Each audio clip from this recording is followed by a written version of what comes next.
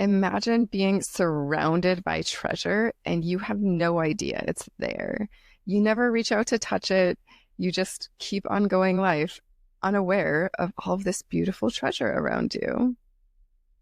Well, welcome to This Sensational Life, a podcast where we explore the art and science of embodiment so we can live richer, more powerful, more fulfilling lives. I'm your host, Tamara Dressart, and today we're diving into one of the most overlooked riches you already possess, your sensations. This is one of the most valuable, most overlooked sources of rich self-knowledge that we have. And most of us are too busy thinking, doing, planning, fixing things that we don't even stop to notice how we feel. And I don't mean just emotions, but the actual felt sense of what's behind your thoughts or your emotions. The subtle sensations of the warmth in your palms, or the tension behind your eyes, or the texture of breath moving through your ribs. All of these sensations, they're a language of your inner world. And this language holds incredible power, not just to help you feel better, but to help you know yourself more deeply and even to help you function a lot better. So in today's episode, we're going to explore why sensation matters, what most of us miss, and how you can start reclaiming your own power through this rich, radiant inner landscape of sensations. Now, let's get curious. The first question we'll ask is, why are sensations so powerful? Well, sensations are the original intelligence. Before you formed language or verbal thought, before you could name your emotions, you knew yourself through feeling, through the sensations of an empty, hungry belly, or a warm touch, or the jolt of falling through the air. And these sensations are really the root of who you are, and they're the language of your nervous system. It's how you, as a living, breathing organism, learn, adapt, and make meaning out of your experiences. There's a book that mentions the power of sensations in deciphering your own emotions. It's called How Emotions Are Made by, I think, Lisa Feldman Barrett.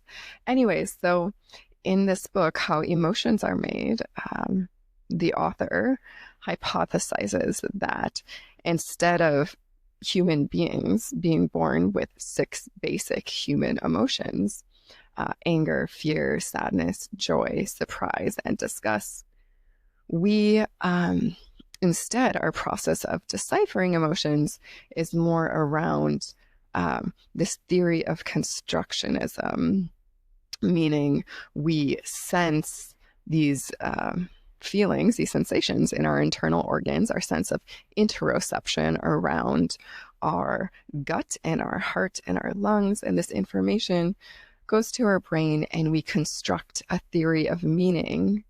We're like, oh, my chest feels heavy, I must be anxious, or I have very easy breaths, so I must be calm. These sensations inform how we feel or make meaning out of our life experiences. And yet, so many of us are disconnected from this language.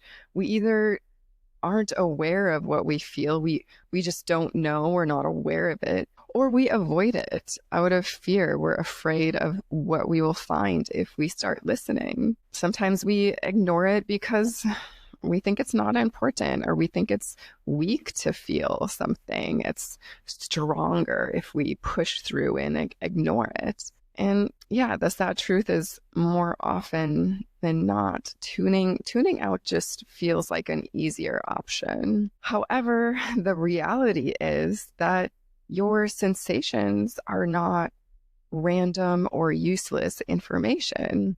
They're not noise you have to tune out of. Your sensations are incredibly rich sources of information, of self-knowledge. And you can kind of think of your sensations like interesting clues to a big puzzle, this puzzle that is you. Your sensations tell you when something's working or when it's not working. They give you information on how to act or respond to yourself or the world around you. And your sensations tell you when you're in deep alignment with yourself or if you're a little out of sync. And they tell you when you're trying too hard or you're holding on to too much. And really, sensations are like this guide, this inner compass that speaks to you, even like a quiet friend whispering to you, telling you how you're doing. And once you start listening, you gain access to something deeper than thought. You begin to experience your real self from the inside out. And that is incredible power. The second point I'd like to make here is that your sensory landscape is so incredibly vast and mostly completely unexplored. We often think of our senses as the 5 basic fundamental senses: sight, sound, touch, taste, and smell. But that's just the tip of the iceberg. Some scientists say we actually have 32 different senses available to us. And some of these senses are your vestibular sense, your sense of balance within yourself, your sense of proprioception, your sense of where you are in space. And then your sense of interoception, we mentioned, your awareness of internal organs like your gut, heart, and your lungs. Your sense of chronoception, which is your felt sense of time passing. And then, of course, there's your kinesthetic sense, or this idea that movement or the way you move is a sensation, the way you organize movement within yourself and how you sense effort. These are all incredible sensations that are rich sources of information. And over time, a lot of this richness gets filtered out through our own selective tuning out. And of course, it's not possible to have your attention on all of these sensations all the time.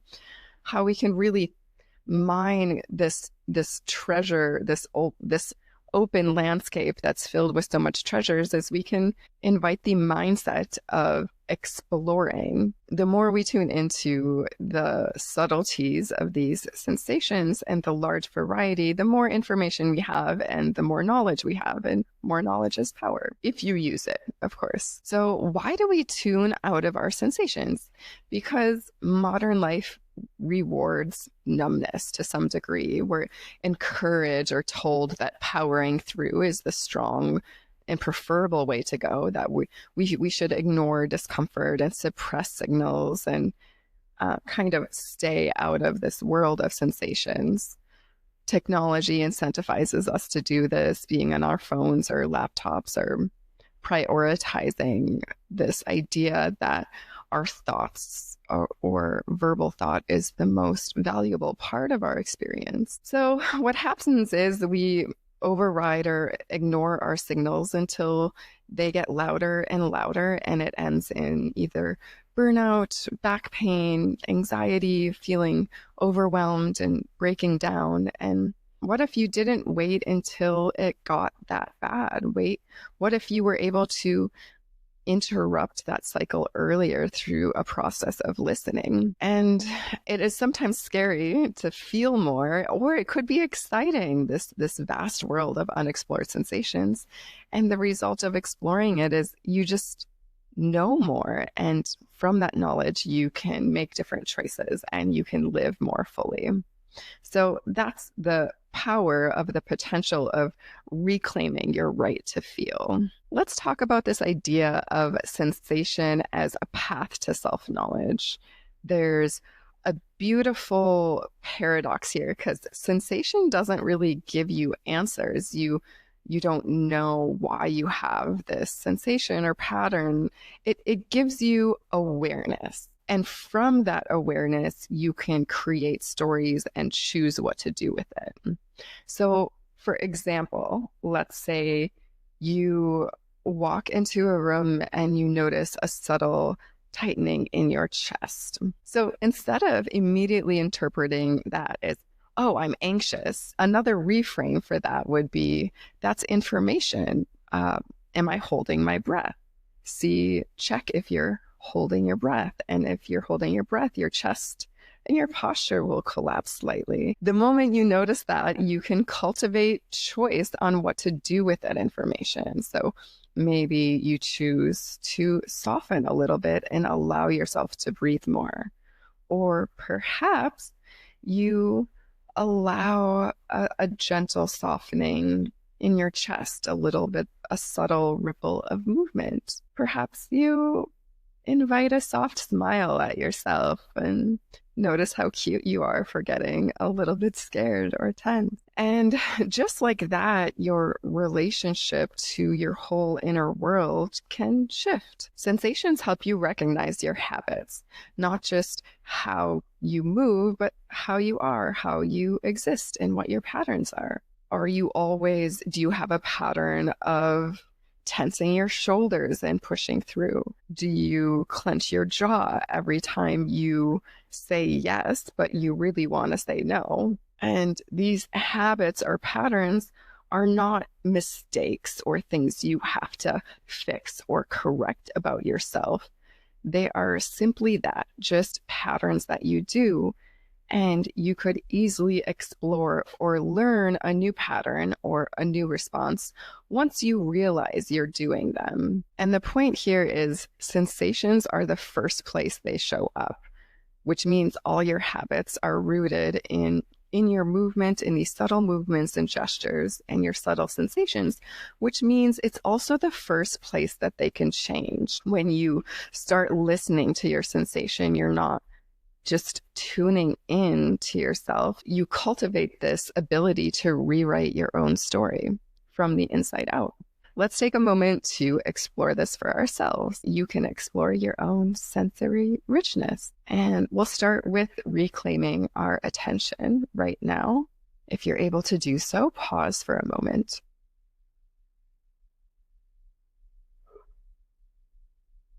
Notice the sensation of weight, of heaviness or lightness.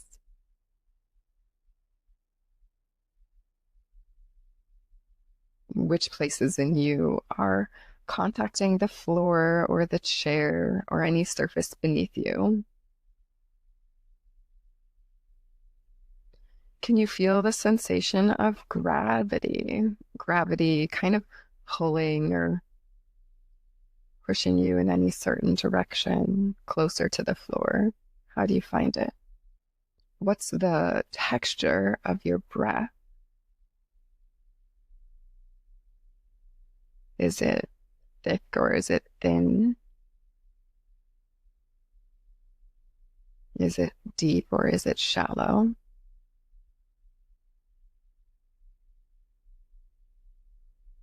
And is it fast or is it slow?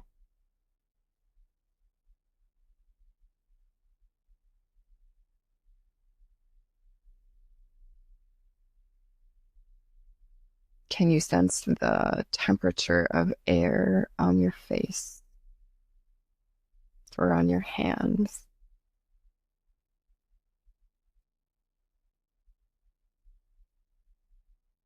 Notice any subtle adjustments that your spine makes as you listen. Do you have the urge to move in any specific way to find these places or these sensations in yourself? And what happens when you move and what happens when you stay still?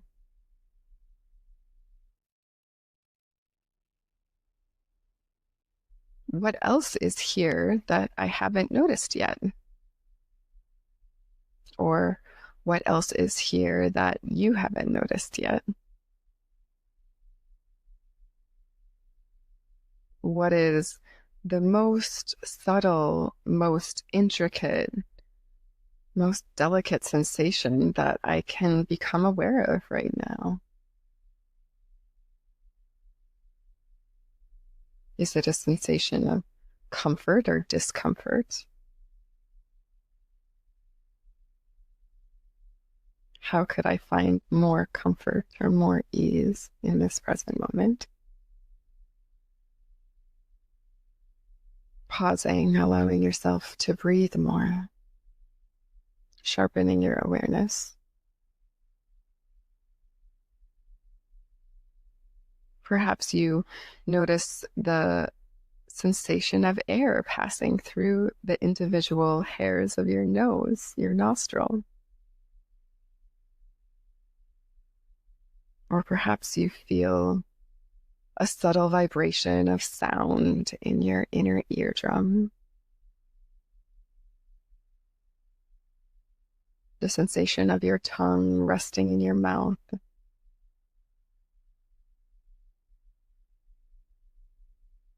And what happens if you bring a little curiosity to that?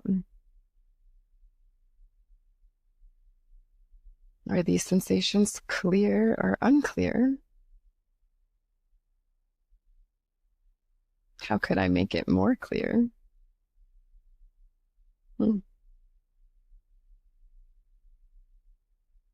Is there something I've noticed that I've never noticed before?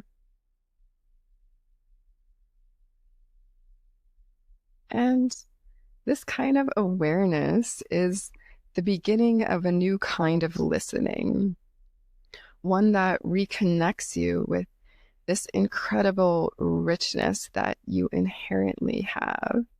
In conclusion, you are rich. You are already rich, rich in the rhythm of your breath, the pulse of your fingertips, rich in the texture of your footsteps, the whispers of air touching your skin, and all of these unspoken treasures of sensation make up your internal world. And you don't need to do something or to get into these sensations or get into your body. All you have to do is shift your awareness because you're already immersed in it all of the time. And what would happen if you allowed your sensations to become this incredible teacher, your guide, or this creative spark of information within yourself? The more you listen, the more you'll discover just how wise, sensitive, and alive you really are. Before we close, I would like to leave you with 3 gentle questions to explore this idea of richness within yourself. The first question is, what's one sensation you noticed today that you usually overlook? And number 2, how do you typically respond when you feel discomfort? And if you feel discomfort, what might happen if you got curious instead of reacting? And third, where in your life could you use a little more feeling, a little more sensation, and a little less forcing or tuning out? If you would like to explore this more deeply, I invite you to join me inside the Embodiment Explorers Club, where we explore the richness of sensation through mindful movement and weekly classes. We have a library of lessons designed to deepen your connection to yourself through movement and sensation. And until next time, stay curious, stay moving, stay sensing, exploring, and let's make this life more sensational.